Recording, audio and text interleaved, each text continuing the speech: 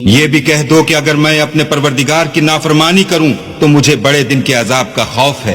جس شخص سے اس روز عذاب ٹال دیا گیا اس پر اللہ نے بڑی مہربانی فرمائی اور یہ کھلی کامیابی ہے۔ اور اگر اللہ تم کو کوئی سختی پہنچائے تو اس کے سوا اس کو کوئی دور کرنے والا نہیں، اور اگر نعمت و راحت عطا کرے تو کوئی اس کو روکنے والا نہیں۔ وہ ہر چیز پر قادر ہے اور وہ اپنے بندوں پر غالب ہے اور وہ دانا اور خبردار ہے۔ ان سے پوچھو کہ سب سے بڑھ کر قرین انصاف کس کی شہادت ہے؟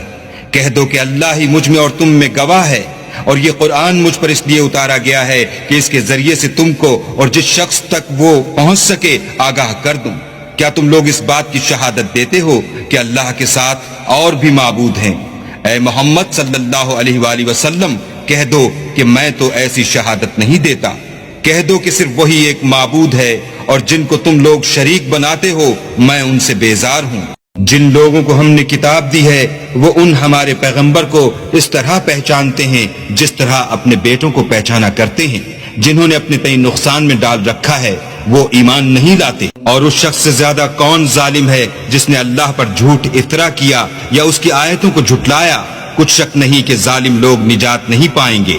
اور جس دن ہم سب لوگوں کو جمع کریں گے پھر مشرکوں سے پوچھیں گے کہ آج وہ تمہارے شریک کہاں ہیں جن کا تمہیں دعویٰ تھا، تو ان سے کچھ عذر نہ بن پڑے گا اور بجز اس کے کچھ چارہ نہ ہوگا کہ کہیں اللہ کی قسم جو ہمارا پروردگار ہے ہم شریک نہیں بناتے تھے۔ دیکھو انہوں نے اپنے اوپر کیسا جھوٹ بولا، اور جو کچھ یہ افطرا کیا کرتے تھے سب ان سے جاتا رہا۔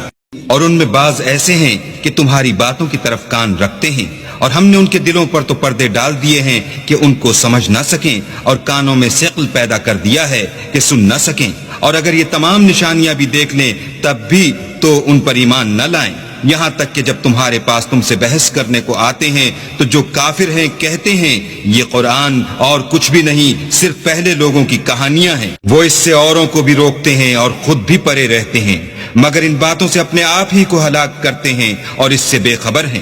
کاش تم ان کو اس وقت دیکھو جب یہ دوزخ کے کنارے کھڑے کیے جائیں گے اور کہیں گے کہ اے کاش ہم پھر دنیا میں لوٹا دیے جائیں تاکہ اپنے پروردگار کی آیتوں کی تکذیب نہ کریں اور مومن ہو جائیں۔